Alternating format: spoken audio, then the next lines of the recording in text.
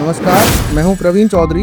World now पे आपका स्वागत है। मैं आप सबका ध्यान आज एक ऐसे इशू की तरफ लाना चाहता हूं जो आपके घर और जेब पे तो असर डाल ही रहा है, पर उस पर कोई क्लियर पिक्चर नहीं रख रहा। जी हाँ, मैं बात कर रहा हूँ वेस्ट एशियन क्राइसिस की। वेस्ट एशिया जहाँ जंग का मैदान बना हुआ है, वहीं इसका इम्पैक्ट भी मिसाइल से ज्यादा डेंजरस है। ये आपके सामने द हिंदू का एक न्यूज आर्टिकल है जो क्लियरली इकोनॉमिक शेकडाउन की बात कर रहा है, जिसका असर भारत पर भी साफ नजर आने लगा है। अगर आप सोच रहे हैं इस लड़ाई में सिर्फ तेल और गैस पे ही इम्पैक्ट आ रहा है, तो एक बार फिर से सोचिए, क्या यही चीजें इकोनॉमी की रीढ़ है? इस वीडियो को लास्ट तक देखोगे तो क्लैरिटी मिलेगी कि इस आग की ताप आपके आसपास तक आ पहुंची है। बहुत सारे एक्सपर्ट ने इस पर अपनी राय रखी है। उनका मानना है भारत पे असर एक तरफा नहीं है, बल्कि मल्टीपल एंगल से है। जैसे मानिए सप्लाई चेन डिस्ट्रप्शन, बढ़ता कॉस्ट ऑफ प्रोडक्शन, और बाकी देशों की इकोनॉमी भी, यानी परेशानी घर में ही नहीं सिस्टम में आ चुकी। अगर मैं ये इकोनॉमिक टर्म्स में बोलूं तो इसे कहेंगे एक्सटर्नल शॉक, मतलब किसी और रीजनल इंस्टेबिलिटी का डायरेक्ट असर आपकी ट्रेड, आपकी करेंसी और आपकी ग्रोथ को डायरेक्टली इम्पैक्ट कर रहा है। अगर इसकी साइकिल को समझे तो सबसे पहले आता है ट्रेड डेफिसिट। ट्रेड डेफिसिट का मतलब होता है जब एक देश एक्सपोर्ट से ज्यादा इंपोर्ट करता है। जैसे हमारा भारत देश ट्रेडिशनली ऑयल इंपोर्टिंग नेशन माना जाता है, तो साफ जाहिर है ट्रेड डेफिसिट भी ऑयल प्राइसेस के साथ डायरेक्टली लिंक्ड है। डाटा चौंकाने वाला है। अगर इसे 2020 से माने तो उस टाइम पर भी भारत का ट्रेड डेफिसिट लगभग 102 बिलियन डॉलर्स के आसपास था, जबकि तेल के दाम काफी कम थे। वजह आप सब जानते हैं, यही ट्रेड डेफिसिट बढ़कर 2022 में लगभग 268 बिलियन डॉलर जा पहुंचा, यानी दोगुने से भी ज्यादा, जो डायरेक्टली लिंक था रशिया यूक्रेन वॉर और ऑयल शॉक की वजह से। और आज ट्रेड डेफिसिट क्या है ये आप कमेंट्स में लिखिए क्लियरली। जब तेल महंगा होता है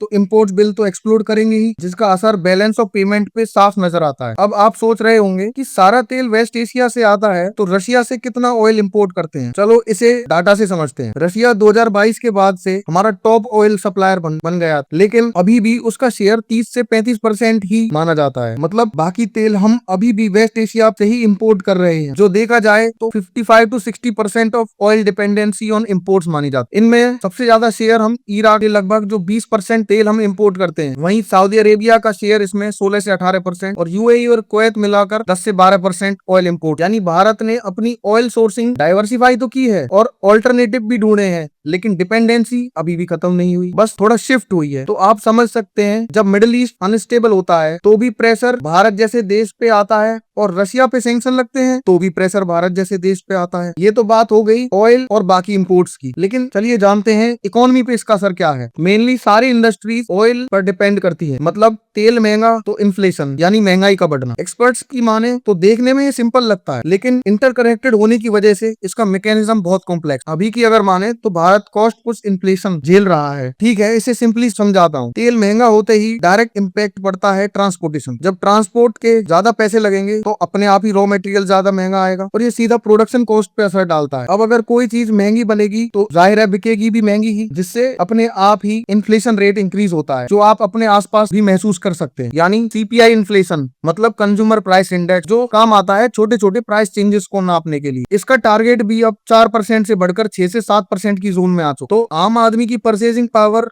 यानी खरीदने की क्षमता पे ये सबसे ज्यादा डायरेक्ट इम्पैक्ट आता। अब आप सोचते होंगे कि इसमें गवर्नमेंट कुछ नहीं करती। जी हाँ, करती है। इसे कंट्रोल करने के लिए आरबीआई इंटरेस्ट रेट बढ़ा देती है, लेकिन फिर इसका असर कभी कभी जॉब मार्केट पे शिफ्ट हो जाता है। कैसे, चलो समझाता हूँ। मान लीजिए अगर इंटरेस्ट रेट यानी ब्याज दर बढ़ गई तो लोन भी महंगे होंगे। अगर आप में से किसी ने लोन लिया है तो आप बेहतर जानते हैं कि एक एक पॉइंट का इम्पैक्ट लोन की अमाउंट पे कितना आता है। Well, back to the topic. जब लोन महंगे हो गए तो इन्वेस्टमेंट भी स्लो ही दिखेगा और ग्रोथ पे डायरेक्ट प्रेशर आता है, जिसका इम्पैक्ट सीधा जॉब मार्केट में दिखाई देता है। यानी इन्फ्लेशन बढ़ने का सीधा इम्पैक्ट ग्रोथ और जॉब पे चला जाता है। मतलब एक सिंपल ऑयल शॉक और पूरी इकोनॉमिक साइकिल डिस्टर्ब हो जाता है। अब जब बात जॉब ग्रोथ और इकोनॉमिक साइकिल की आ गई तो प्रोडक्शन सेक्टर यानी मैन्युफैक्चरिंग सेक्टर के बिना तो ये एनालिसिस अधूरा है। इसे पीएमआई यानी purchasing manager index of manufacturing industry, जो इसका हेल्थ रिपोर्ट कार्ड भी माना जाता है। इसे समझने के लिए पहले मैं बता दूं कि भारत का मैन्युफैक्चरिंग सेक्टर लगभग 15 to 17% जीडीपी में अपना कंट्रीब्यूट करता है, और लगभग 11 से 12% of total workforce manufacturing sector में एम्प्लॉयमेंट का हिस्सा है। आइए पीएमआई क्या करता है इसे देखते हैं। भारत का मैन्युफैक्चरिंग पीएमआई 59.3 तक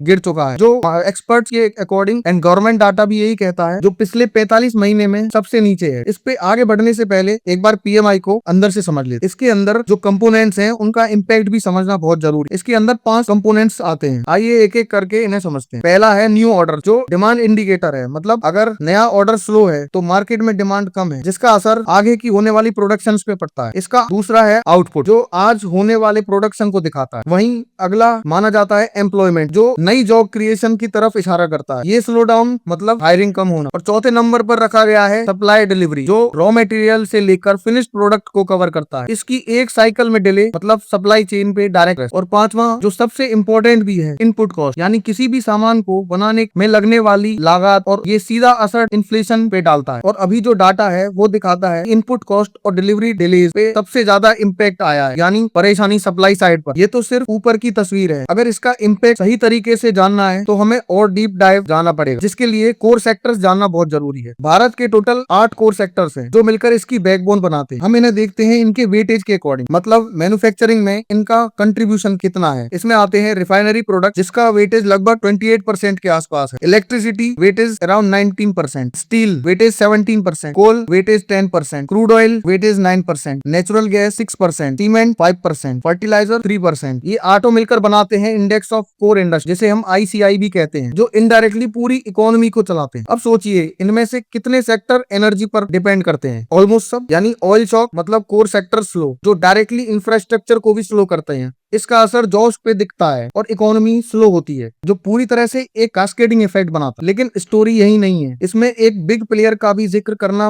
बाकी है। ये है रुपी डॉलर का एक्सचेंज रेट, यानी जितना रुपया घटता है उतना ही तेल महंगा होता है। और जो हमने स्टार्टिंग से समझा वही साइकिल हमें दोबारा से रिपीट कर देखने को मिलता है। अगर कंपेयर करें तो भारतीय रुपए की कीमत घटकर 95 रुपए पर डॉलर तक आ पहुंची है, जो 2014 में लगभग 60 रुपए पर डॉलर। इसे किताबों से ज्यादा आप अपने आसपास भी महसूस कर सकते हैं। मतलब साफ दिखता है हर साल हमारा ऑयल इंपोर्ट महंगा होता जा रहा है, लेकिन जिसका सीधा असर जॉब और ग्रोथ मार्केट पे पड़ रहा है। यानी भारत को सेम ऑयल इंपोर्ट करने के लिए ज्यादा रुपया देना पड़ता है, जिससे ट्रेड डेफिसिट इंक्रीज होता है। और सबसे बड़ी बात, जितना ट्रेड डेफिसिट वाइडन होता है, डॉलर की डिमांड भी उतनी ही बढ़ती है और रुपया गिरता है, और ये मिलकर एक लूप बना देते हैं। एक सबसे जरूरी बात जो हमने अभी तक नहीं समझी, रशिया का है इसमें क्या रोल है, जो कहीं ना कहीं भारत को रिलीफ पहुंचाने का काम भी करता है। रशिया ने यूक्रेन वॉर के बाद अपना ऑयल डिस्काउंटेड रेट्स पे बेचना स्टार्ट किया, जो कुछ ही वक्त में भारत का सबसे बड़ा सप्लायर बन गया, जिससे भारत को एक शॉर्ट टर्म रिलीफ तो मिला। काफी जियोपॉलिटिकल एनालिस्ट की माने रशिया यूक्रेन कॉन्फ्लिक्ट ने ऑयल मार्केट को रीशेप तो किया है। एक सवाल जो आपको काफी सारे आर्टिकल्स में दिखता होगा, क्या ये गेम लॉन्ग टर्म सस्टेन कर सकता है? यही इस आर्टिकल में भी पॉइंट आउट किया गया। क्या भारत की ग्रोथ स्ट्रॉन्ग पॉइंट पे है या ग्लोबल कंडीशंस पे डिपेंड है? ये तो हो गई भारत की बात, पर क्या और देशों का भी यही हाल है? इसका जवाब तब मिलेगा जब हम भारत को दुनिया के कंटेक्स्ट में कंपेयर करेंगे, क्योंकि इकोनॉमिक स्ट्रेंथ रिलेटिव है, एब्सोल्यूट नहीं। अगर कंपैरिजन ही करना है तो क्यों ना यूएसए से स्टार्ट करें, जो वर्ल्ड की लार्जेस्ट इकोनॉमी। यूएस इकोनॉमी का परफॉर्मेंस देखें तो ग्रोथ तो स्टेबल दिखाई देती, पर इन्फ्लेशन शॉक के बाद इंटरेस्ट रेट बहुत हाई है। तो अगर असली तस्वीर देखें तो ग्रोथ तो मॉडरेट दिखती है, जो लगभग 2 से 3% के आसपास है, लेकिन बोरोइंग कॉस्ट बहुत हाई होने की वजह से इन्वेस्टमेंट प्रेशर में है। लेकिन इससे उलट यूरोपियन यूनियन की हालत और चैलेंजिंग है। यूरोप एनर्जी के लिए रशिया पर निर्भर था, लेकिन यूक्रेन वॉर के बाद वो एनर्जी क्राइसिस झेल रहा है। इसका असर आप यूरोपियन इकोनॉमी पर साफ देख सकते। इसकी इकोनॉमी नियरली स्टेगनेंट हो, यानी लगभग 0 से 1% की ग्रोथ रेट से बढ़ रही है, जिसका असर मैन्युफैक्चरिंग पर नजर आ रहा है। हालात ये है कि जर्मनी जैसा पावर हाउस कॉन्ट्रैक्शन फेस कर रहा है, यानी वेस्ट स्टेबल तो है पर हाई कॉस्ट इकोनॉमी बन चुका है। आप सोच रहे होंगे लेकिन चाइना तो पावर मोड में होगा, जिसे मैन्युफैक्चरिंग हब भी माना जाता है। लेकिन फिर से सोच कर दे, चाइना की इकोनॉमी एक्सपोर्ट ओरिएंटेड है, और जब सब जगह ही ग्रोथ नहीं है तो चाइना की सेल्स तो कम अपने आप ही हो जाती है, जिसका असर ये हुआ है कि चाइना की इकोनॉमी अराउंड 4 to 5% की ग्रोथ रेट से आगे बढ़ रही है, जो सीधा 8 से 10% की रेंज से गिरकर आई। वहीं चाइना का पड़ोसी जापान दशकों से लो ग्रोथ और एजिंग पॉपुलेशन से जूझ रहा है। रिजल्ट ये है कि ग्रोथ रेट लगभग 1% के आसपास है, इन्फ्लेशन हिस्टोरिकली लो और करेंसी वीक। लेकिन इन सब के बीच कुछ देश ऐसे भी हैं जो ग्रोथ तो अच्छा दिखा रहे हैं, लेकिन स्केल चाइना और भारत से भी कम है। ये देश हैं साउथ ईस्ट एशिया के नए उभरते देश। इसमें वियतनाम, जिसे फास्टेस्ट ग्रोइंग मैन्युफैक्चरिंग ऑल्टरनेटिव भी माना जा रहा है, ये लगभग 7 से 8% की ग्रोथ दिखा रहा है। वहीं इंडोनेशिया, जो लगभग 5% 10% की ग्रोथ से आगे बढ़ रहा है, जिसे मेनली कमोडिटी ड्रिवन मार्केट भी माना जाता है। और तीसरा इंडोनेशिया, जो हेविली डिपेंड करता है टूरिज्म, ये भी लगभग 3 से 4% की ग्रोथ शो कर रहा है। अब दुनिया का हाल जानने के बाद भारत की तस्वीर देखें तो भारत 6 से 7% की ग्रोथ रेट्स के साथ दुनिया की सबसे तेज दौड़ती इकोनॉमी है। अगर स्ट्रॉन्ग पॉइंट देखें तो हमारे यहाँ डोमेस्टिक डिमांड मजबूत हालत में है, डेमोग्राफिक फेवरेबल है और स्टेगनेंट पॉलिटिकल कंडीशन है, और सबसे इंपॉर्टेंट डिजिटल इंफ्रास्ट्रक्चर तेजी से एक्सपेंड कर रहा है। लेकिन कुछ बातें ऐसी भी हैं जो हमें सोचने पे मजबूर भी करती हैं, जैसे तेल पर भारी निर्भरता, बढ़ते ट्रेड डेफिसिट का प्रेशर, हमारी करेंसी का लगातार गिरना और दुनिया की कमजोर हालत। देखा जाए तो भारत की पोजीशन बिल्कुल अलग स्थिति में है, जहां एक तरफ भारत वेस्ट से तेज ग्रोथ में है, वहीं ईस्ट से मजबूत हालत में है, लेकिन साउथ ईस्ट एशिया से बड़ा है।